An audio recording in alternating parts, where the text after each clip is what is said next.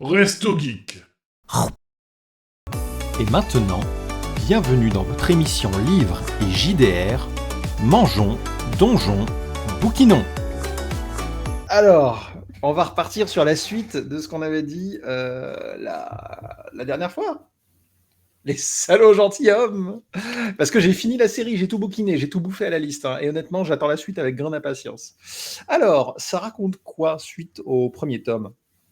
Sans spoil. Garantie sans spoil, parce que c'est trop important. Je l'ai pas encore lu, Voilà. merci. Oui. Donc, le synopsis, c'est Locke Lamora, l'ancienne ronce de Camor, et son comparse Jean Tannen ont fui leur cité natale. Ils ont embarqué à bord d'un navire et gagnent la cité-État de Talverar, où ils prévoient bientôt de réaliser leur forfait le plus spectaculaire, s'attaquer à l'aiguille du péché, une maison de jeu réservée à l'élite, et voler son incommensurable trésor. Il n'existe qu'une façon de s'approprier l'argent de cet établissement, le gagner aux divers jeux qu'il propose à ses clients. Un domaine que Locke et Jean croient connaître sur le bout des doigts. Mais une fois encore, les deux compères se retrouvent embringués dans des aventures imprévues et devront se frotter à la flotte pirate de la redoutable capitaine Zamira Drakasha, une véritable sinécure pour des voleurs qui ne distinguent pas bâbord de tribord. Et pendant ce temps, les mages esclaves fomentent leur revanche contre celui qui les a humiliés et croient avoir échappé à leur châtiment, un certain Locke Lamora. Et quelle épopée! Quelle aventure au niveau du premier tome. Franchement, on perd beaucoup en découverte des personnages et de la ville de Camor, mais on le gagne avec une nouvelle ville, Talverar, et la découverte des mers. Car oui, le roman commence comme une histoire de voleurs, et il continue et se termine façon Pirates des Caraïbes. Il a franchement suffisamment de retournements de situation pour qu'on attrape un torticolis, et le fil rouge de l'aventure est un lien puissant, palpable et indestructible entre les deux personnages principaux, Jean Tannen et Locke Lamora. Les magiciens de Cartin gagnent beaucoup en importance dans ce tome, ce qui laisse présager de la suite de leurs aventures. Et maintenant que j'ai lu, clairement, c'était du setup payback. Et on y retrouve beaucoup de nouveaux compagnons qu'on appréciera pour certains parce qu'on les garde pendant longtemps et d'autres qu'on aimera encore plus parce que l'auteur fait quelque chose qui est très dur à faire mais qui est très très impactant. Il sait zigouiller les bons personnages.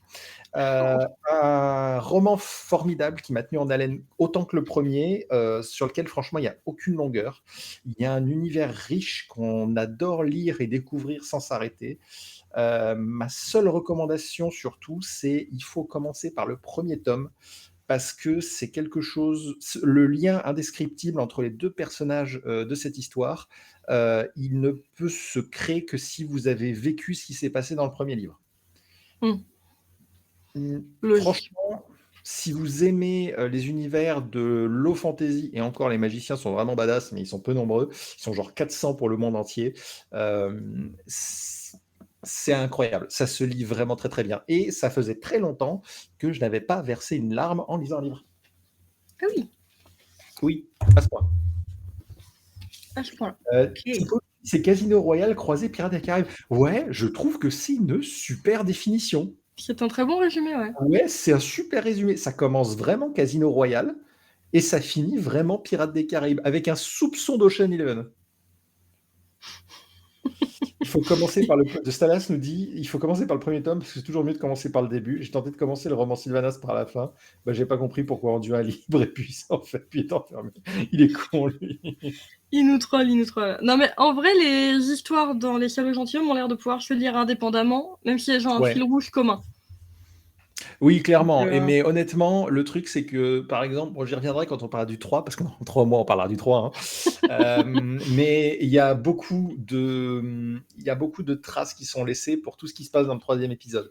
Et clairement, tout ce qui se passe dans le 3e épisode, c'est encore une fois une aventure accompagnée d'un setup pour le 4e tome. L'auteur sait prendre des informations, les rendre pertinentes dans un livre, et en faire en même temps des traces pour la suite des événements.